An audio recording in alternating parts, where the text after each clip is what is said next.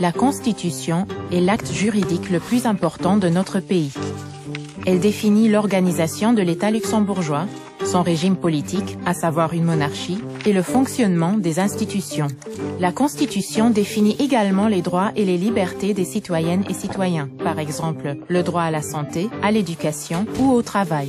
Elle garantit la protection de la vie privée et le respect de l'environnement. Chaque citoyen, chaque citoyenne peut s'exprimer librement, sans avoir peur de représailles.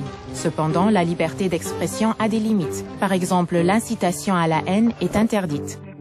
La presse jouit également de la liberté d'expression. Son rôle est d'informer le public et de porter un regard critique sur l'actualité politique. Par conséquent, personne n'a le droit d'interdire à la presse de s'exprimer. Ces libertés valent pour chacun et chacune, indépendamment de la nationalité, du genre, de l'âge, des revenus ou de la religion. Et si les citoyens et citoyennes sont mécontents, ils et elles peuvent s'engager pour modifier les conditions de leur vivre ensemble ou faire valoir leurs droits devant les tribunaux.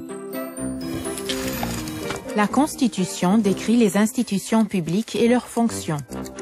La Chambre des députés, c'est-à-dire le Parlement qui adopte des lois. Le gouvernement qui met en œuvre les lois. Et la justice, c'est-à-dire les cours et tribunaux qui appliquent les lois. Ce sont les trois pouvoirs. Ils se contrôlent mutuellement, ce qui évite une concentration du pouvoir, donc d'éventuels abus. Ces trois pouvoirs sont soumis à une séparation stricte. Ils fonctionnent de manière indépendante. Aucun pouvoir ne peut interférer dans les prérogatives des autres. Ainsi, un député ne peut pas être en même temps ministre ou juge. La Constitution a une valeur supérieure aux lois. Elle règle les questions essentielles et a donc besoin d'une plus grande stabilité. La Chambre des députés ne peut pas la modifier aussi facilement qu'une loi. Ainsi, tandis que les lois sont adoptées à la majorité simple, toute modification de la Constitution requiert l'approbation d'au moins 2/3 des députés. Et chaque député vote en son nom. Il ou elle ne peut pas se laisser représenter par un ou une collègue.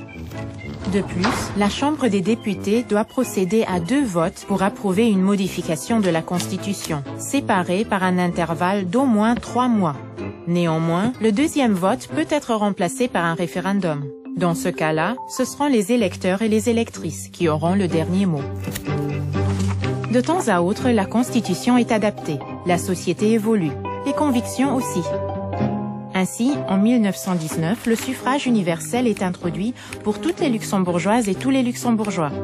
En 1948, le Luxembourg abandonne sa neutralité politique. En 1999, la peine capitale est officiellement abolie.